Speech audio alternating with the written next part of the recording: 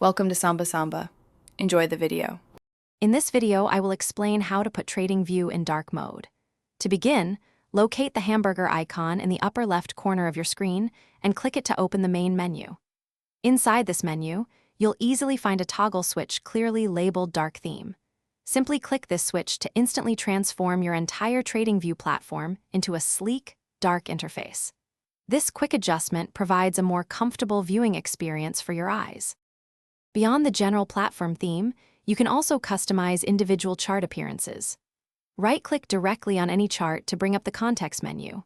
From there, hover over Color Theme and select either dark or light for that specific chart.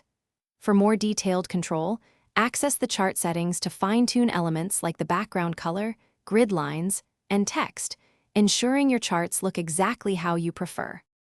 For advanced customization, dive deeper into the chart settings. Here, you can modify specific visual elements such as the thickness of your bars, session breaks, and even the font size of various labels. Feel free to experiment with different color schemes for your indicators and drawing tools to create a truly personalized workspace.